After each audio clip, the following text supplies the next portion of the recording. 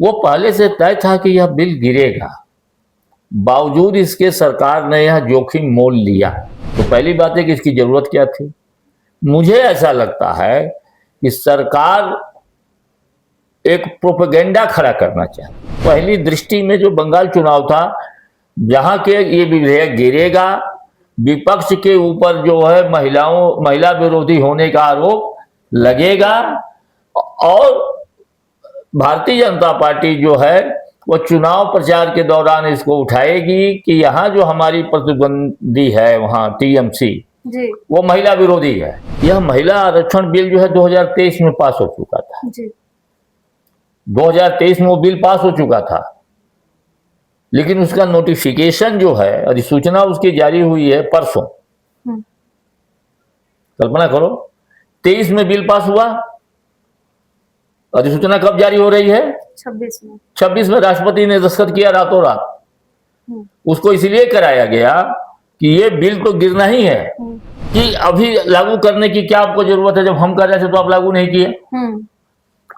और अभी संसद की जो लोकसभा की जो संख्या है वो 543 है, जिसे एमएलए और एमपी, एमएलसी, राज्यसभा सदस्य, इनके लिए संविधान में रिजर्वेशन की व्यवस्था नहीं है। पिछड़ों के लिए, पिछड़ों के लिए जो रिजर्वेशन लागू हुआ मंडल कमीशन के बाद, वह केवल नौकरियों में और शिक्षा में। तो विपक्ष ने कहा कि नहीं नहीं है तो भी कोटा में कोटा दीजिए।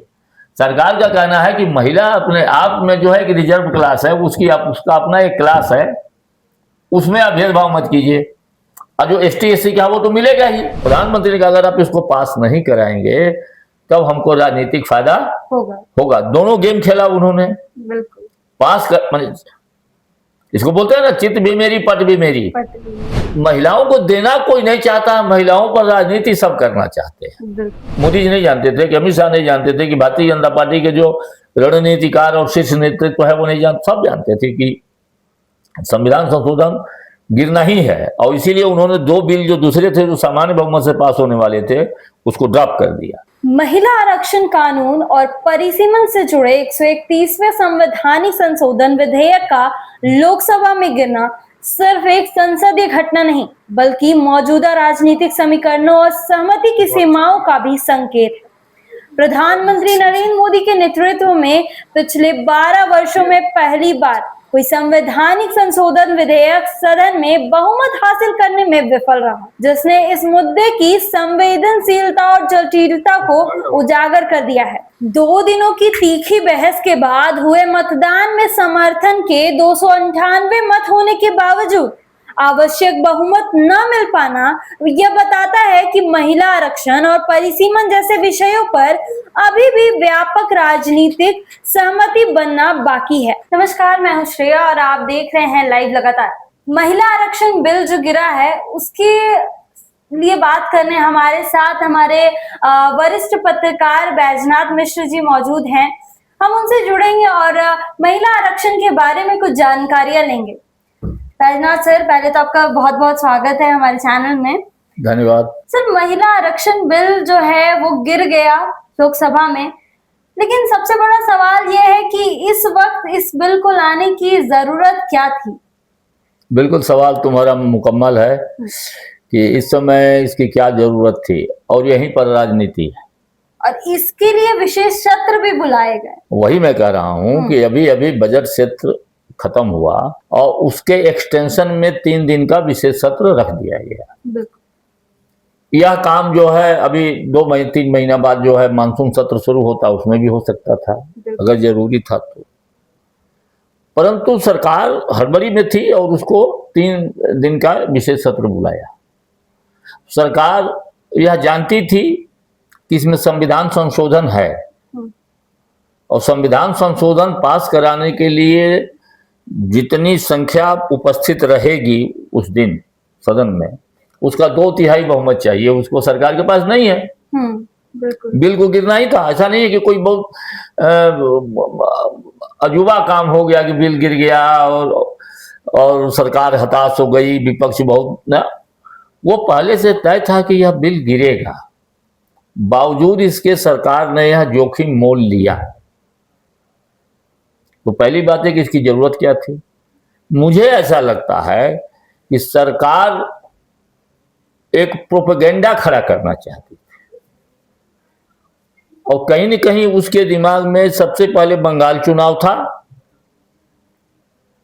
और दक्षिण में तमिलनाडु का था, लेकिन तमिलनाडु विशेष नहीं, उसकी पहली दृष्टि में जो बंगाल चुनाव था, जहां के ये विधेयक गिरेगा, विपक्ष के ऊपर जो है महिला विरोधी होने का आरोप लगेगा और भारतीय जनता पार्टी जो है वो चुनाव प्रचार के दौरान इसको उठाएगी कि यहाँ जो हमारी प्रतिद्वंदी है वहाँ टीएमसी जी। वो महिला विरोधी है। महिलाओं के अंदर यह एक संदेश देना था रूलिंग पार्टी को, केंद्र की रूलिंग पार्टी को, जी। जो बंगाल में रूलिंग पार्टी बनने के लिए लड़ रही है, जी। कि यह जो जमात है, ये विपक्ष वाली जो जमात है, ये लोग महिला विरोधी हैं, इसलिए अभी जरूरत थी इसकी। और वही चीज अभी कर भी रहे हैं ये लोग, कर रहे, इसी के लिए यह हुआ ही था। हाँ। इसी के लिए हुआ था। तुमने देखा होगा कि जैसे ही ये बिल गिरा और संसद का सत्र मतलब खत्म हुआ, खत्म होने की दृष्टि ये मतलब यह कि उस दिन का कार्यवाही समाप्त हुई जी। तो बाहर भारतीय जनता पार्टी की जो महिला सांसद थी वो अपना जो कार्यक्रम होता है नारेबाजी वाला, हाँ। वो शुरू हो गया, महिला विरोधी है जो भी है। अब ये पूरा बंगाल में जाएगा, ये तमिलनाडु में जाएगा, क्योंकि अभी 2 ही जगह चुनाव है। तमिलनाडु में तो मान लो एक दिन 23 तारीख को खत्म हो जाएगा, बंगाल में तो 2 दिन चुनाव है, 23 को भी है और 29 को भी है।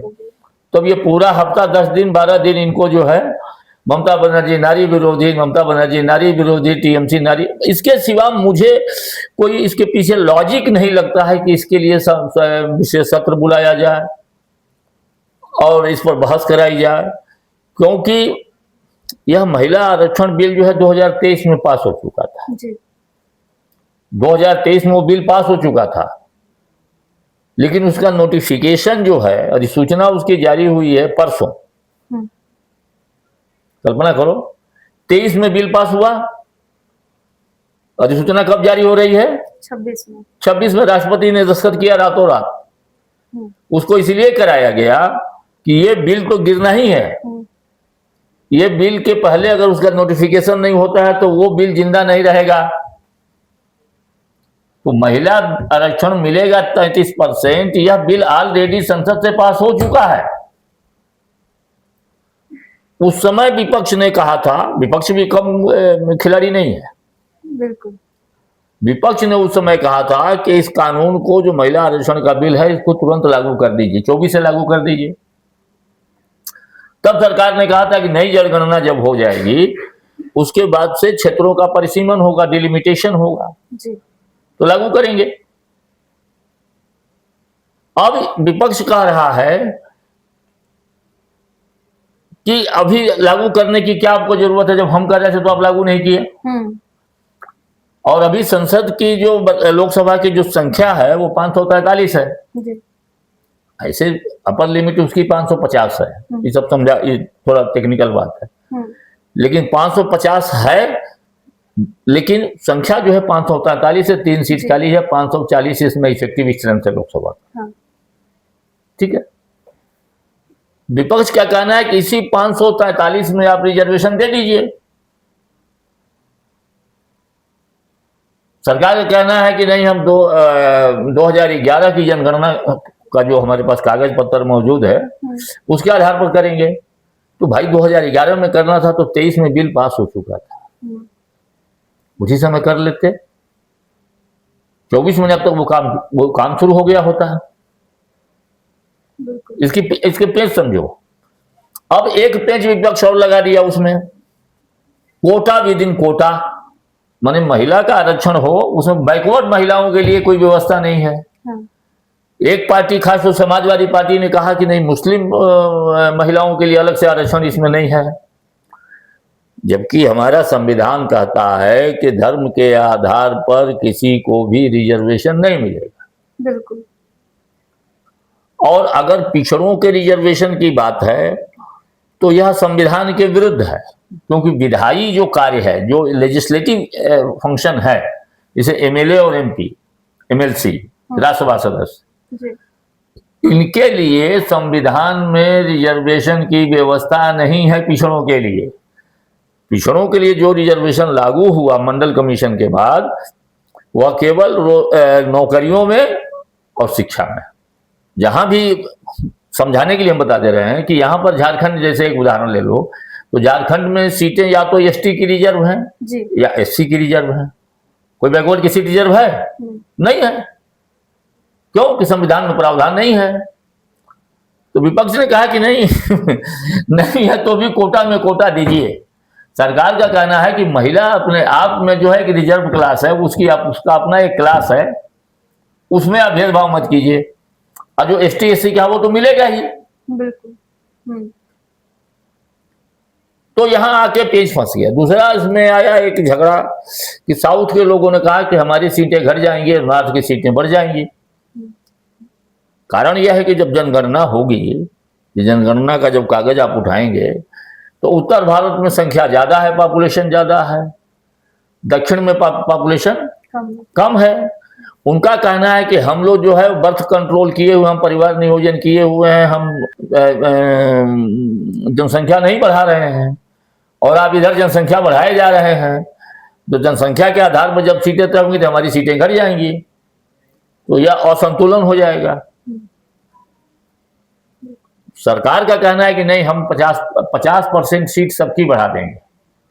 देखो पेच यहां है, 50% सीट सबकी बढ़ा देंगे। जैसे तमिलनाडु में अगर मान लो 39 सीट है अभी प्रेजेंट में लोकसभा की, तो हम आपका 50% बढ़ा देंगे तो 59 हो जाएगा।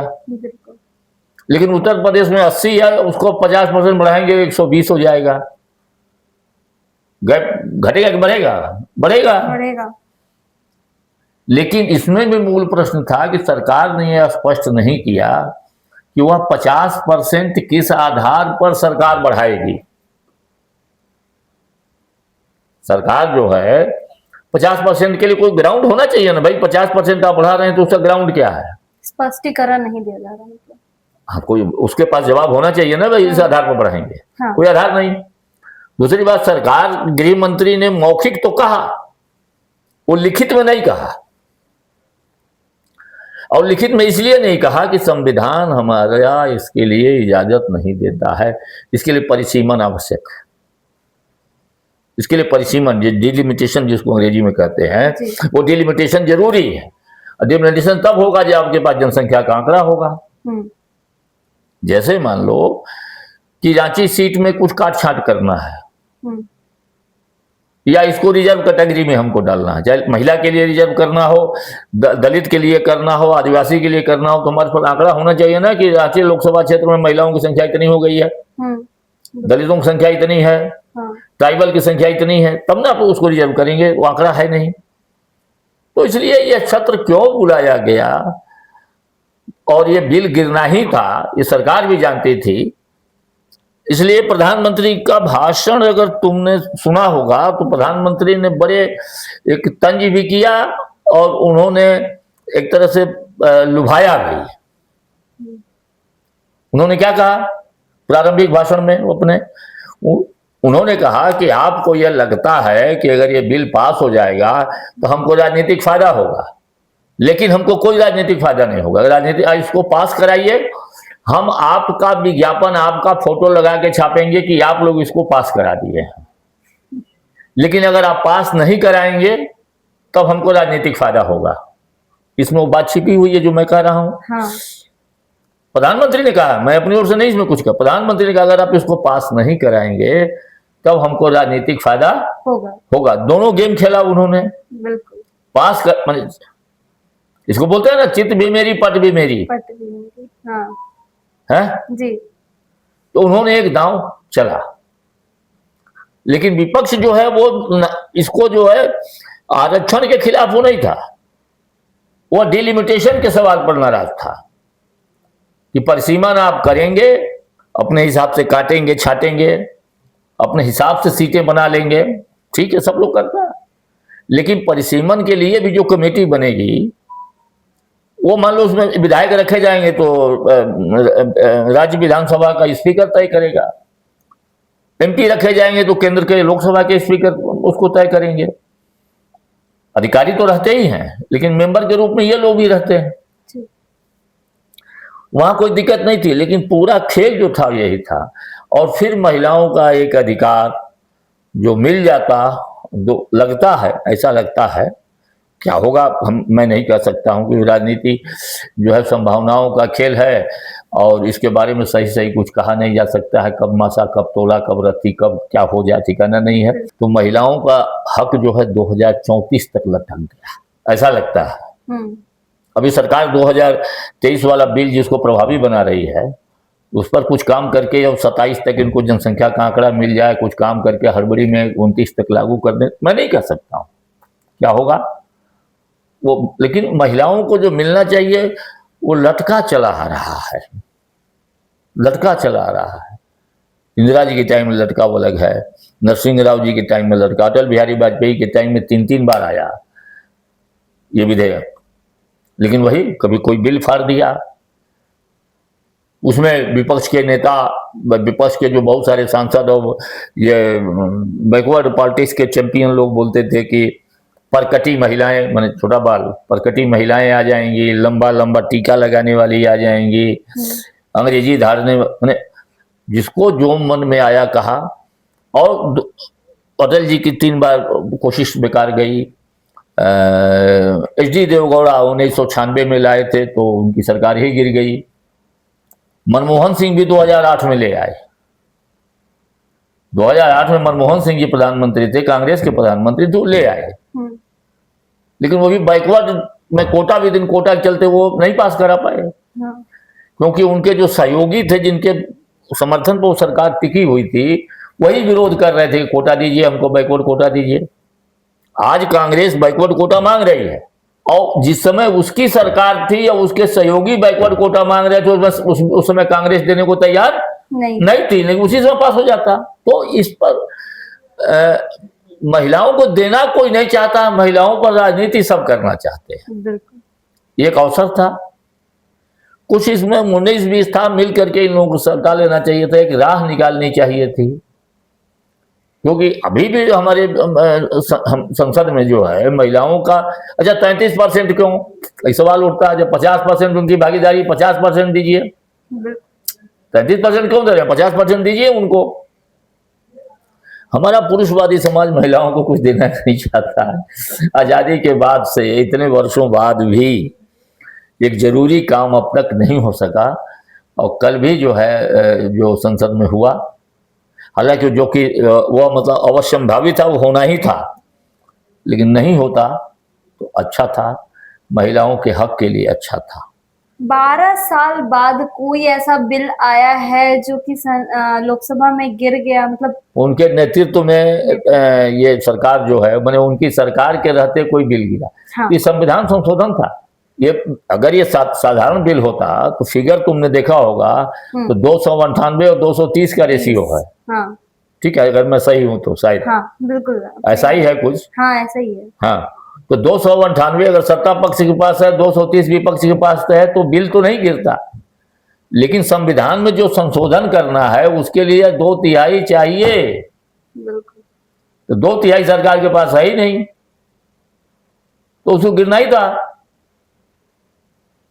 ये वो नहीं जानते थे क्या, मोदी जी नहीं जानते थे कि, अमित शाह नहीं जानते थे कि, भारतीय जनता पार्टी के जो रणनीतिकार और शीर्ष नेतृत्व है वो नहीं जानते, सब जानते थे कि संविधान संशोधन गिरना ही है। और इसीलिए उन्होंने 2 बिल जो दूसरे थे, जो सामान्य बहुमत से पास होने वाले थे, उसको ड्रॉप कर दिया, क्योंकि वो दोनों इसी पर टिके हुए थे। अगर ये पास होता तो वो दोनों उसको कॉम्प्लीमेंट करते हैं, तब आगे का कानून बनता। सर, प्रधानमंत्री नरेंद्र मोदी की सरकार के लिए इससे क्या राजनीतिक संदेश निकाले जा सकते हैं?